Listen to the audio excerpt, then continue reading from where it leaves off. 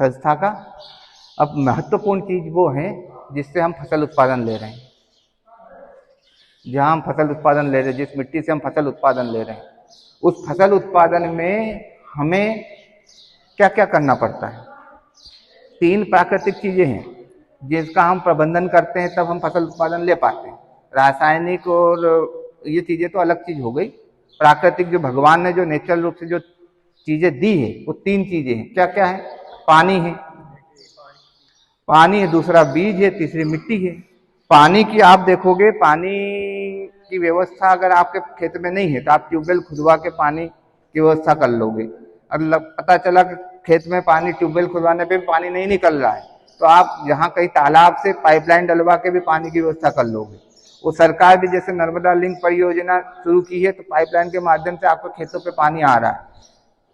कई जगह नहरों के माध्यम से पानी सरकार ने व्यवस्था करके पहुंचाया है। तो कुल मिला के जो चीजें पानी की व्यवस्था आप अपनी मेहनत से कर रहे हैं, तो कम पानी है तो आप ड्रिप का उपयोग करके, स्प्रिंकलर का उपयोग करके भी फसल उत्पादन ले पा रहे हैं। दूसरी है बीज। बीज में कृषि वैज्ञानिकों ने कई शोध किए, नई नई वेराइटियां हर साल आती हैं और उस वेराइटियों को आप देखते हो कि ये वेराइटी इसका परफॉर्मेंस अच्छा है। आप भी कहीं यूट्यूब पे कहीं किसानों के, उन्नतशील किसानों के खेतों पे आप देखते हो और वेराइटी वो आप जहां मिलती है वहां से ले आते हैं, करते हो ना, ये भी है। लेकिन एक चीज है जो मिट्टी है, मिट्टी आप बोलोगे यार उस खेत की मिट्टी अच्छी है, उसकी मेरे खेत पे लाना, कैसे लाओगे? ला सकते हो? मिट्टी ना ला सकते, ना आप बना सकते हो, कुछ नहीं कर सकते, ना सरकार बना सकती है ना आप बना सकते हो। 1 इंच मिट्टी बनने में करोड़ों वर्ष लगते हैं और अगर उस मिट्टी को हमने खराब कर दिया तो आपका सारी व्यवस्थाएं, सारी मेहनत व्यर्थ है। ठीक है। अब वो मिट्टी किस तरह से खराब हो रही है वो आंकड़ों के हिसाब से अपन समझेंगे। इसी में लिखा हुआ आंकड़ा देखो, 1970-80 का दशक था शुरुआत में जब हरित क्रांति आई थी। उसके बाद क्या किया कृषि वैज्ञानिकों ने? हाई यील्डिंग वेराइटी यानी ज्यादा उत्पादन देने वाली फसलें और इरिगेशन यानी सिंचाई और खाद को रिस्पांस करने वाली फसलें, जितना खाद डालोगे उतना उत्पादन मिलेगा, जितना पानी दोगे उतना ज्यादा उत्पादन मिलेगा। इस तरह की वेराइटियां कृषि वैज्ञानिकों ने डेवलप की। हमने वो लगाना शुरू कर दिया, खाद और इसकी खाद और पानी देने लग गए। अब उस समय जब हम खाद देते थे, देखो आंकड़ा मैं बता रहा हूँ, ये आंकड़े 120 मिलियन टन अनाज उत्पादन था। 120 मिलियन टन समझ में नहीं आ रहा तो समझ लो 1200 लाख टन। ठीक है, 1200 लाख टन उत्पादन था और खाद कितना लगता था? 50 लाख टन। और आज के आंकड़े अगर देखो तो 32 मिलियन टन उर्वरक खपत है और ये अनाज कितना आ रहा है? 315 मिलियन टन ने 3150 लाख टन। उत्पादन तो बड़ा है, 1200 से 3150 लाख टन हो गया।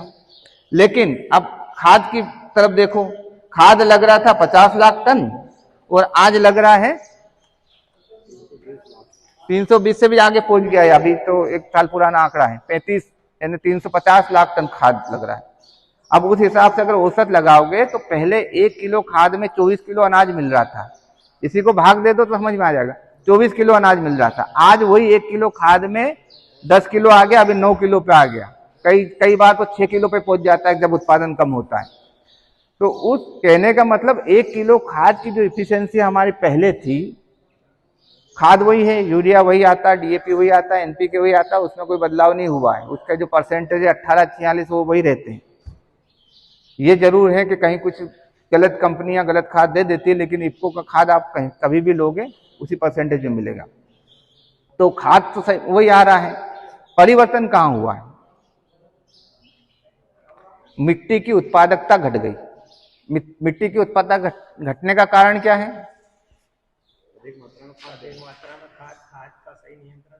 3 चीजें कर रहे हैं हम, शुरुआत से समझो आप।